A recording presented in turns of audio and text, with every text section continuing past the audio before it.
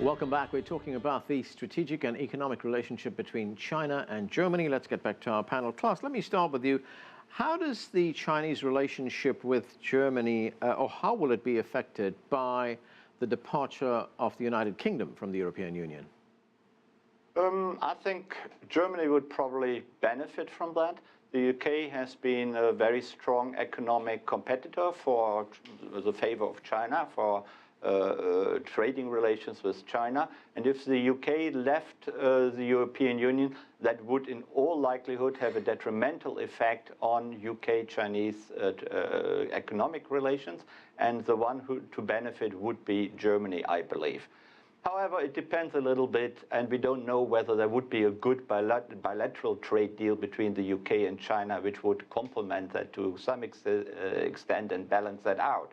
So, you know, that's speculating about the future. But I would say that Germany without the UK and possibly, you know, depending on what is happening in the French presidential elections in April and May next year, that Germany is becoming ever more the leader of Europe and ever more the strong both economic and political country in Europe. And actually the Germans are not striving for that role. It is kind of pushed onto them by, as you said, the departure of the UK and what is happening in other countries. Right, and Richard, if Germany is seen as the leader of the European Union, that can only be a good thing in its relationship with China. In fact, the German Chancellor, Angela Merkel, made her 10th visit to China very recently. So she's in a very good place to lead Europe into China, isn't she?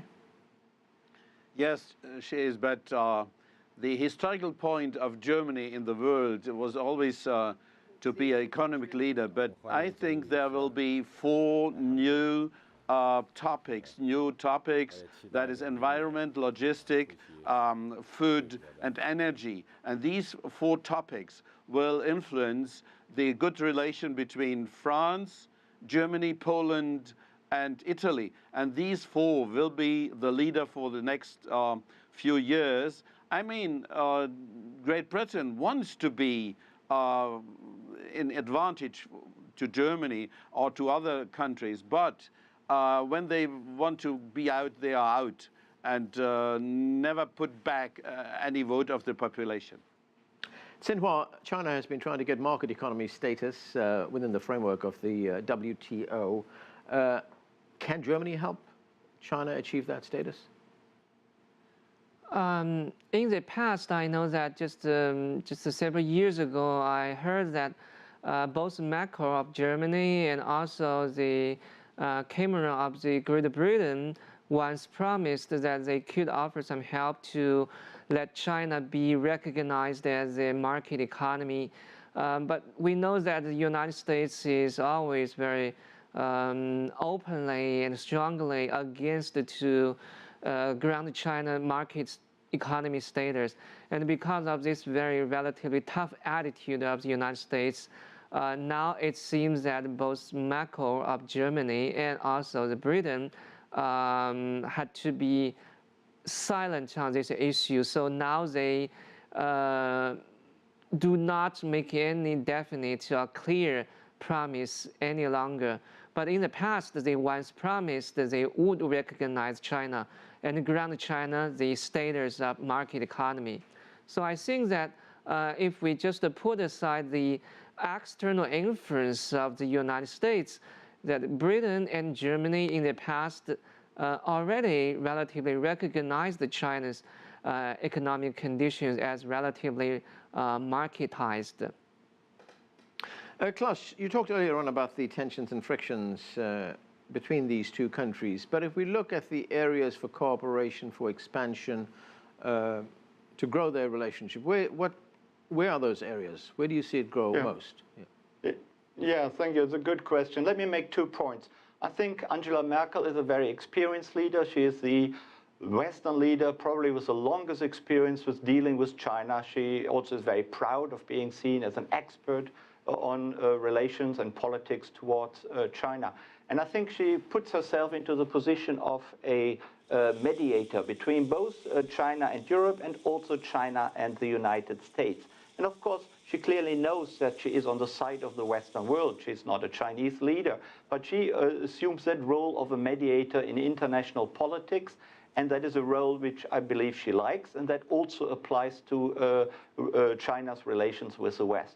Secondly, I think there's room to grow that relationship, just not only in the trade area and economic relations, but also in the geopolitical realm. As you will know, there's a lot of pressure on Germany with its rising importance in Europe. As I said before, there's a lot of pressure on Germany to take great political responsibility in the world, be it in defense relations or really in conflict resolution in many countries in the world, like, for example, in Africa, Mali, and in the Middle East. And I think here there is room to grow the Chinese-German relationship, because the same pressure to some extent is also leveled, and quite justifiably, onto China. For example, China could do a lot more in terms of conflict resolution and bringing stability and peace about, like in the Middle East, like in Syria, for example. China is playing a very, I would say, very quiet role in the terrible conflict in Syria. And Chinese-Russian relations are quite good. So I'm sure that the Chinese could exert some pressure, some real tough pressure on Putin's Russia to come to some sort of more peaceful resolution of the conflict in Syria. And that also applies to other countries in the world where the Chinese could have a positive geopolitical influence in perhaps cooperation with Germany. Richard, where do you see the growth potential? You mentioned those points a moment ago about areas of cooperation, including the environment, food, logistics, things like that. How does that translate itself into a practical growing relationship between Germany and China? Today, China is one of the most important global players in all fields of industry, in all fields of trade, even the marine, even their ship squadron is growing. So logistics is, for me, a very important thing. Looking at the geopolitical areas where China plays a very interesting role, logistics is most important. In many communist states, they can produce, they have good products, but they cannot distribute them. So the case is not in China. China makes as a good example how they deal with logistics. Xin Hua, the Chinese Premier Li Keqiang, he was speaking recently, and he said that he's very confident about China-Germany ties. He's very optimistic. Do you share that optimism? Do you think it's well placed? Yeah, I'm also optimistic towards the future for China and Germany and China and Europe to develop more close ties in terms of trade, economics, and also political cooperation. You know that there's a huge demand in the European market for China's products, and also there's a huge demand in the Chinese consumers and Chinese entrepreneurs to develop more close ties for cooperation. And now the Chinese businessmen are putting their attention towards Europe, because Europe relatively has a very matured market environment, and the risks for investment in the Europe relatively is low. So the Chinese businessmen are very interested in the European market, and they hope to find more opportunities for their business, and they're very interested in the European market, and they hope to make more investment. This is a huge demand. And so both sides have huge demand towards each other.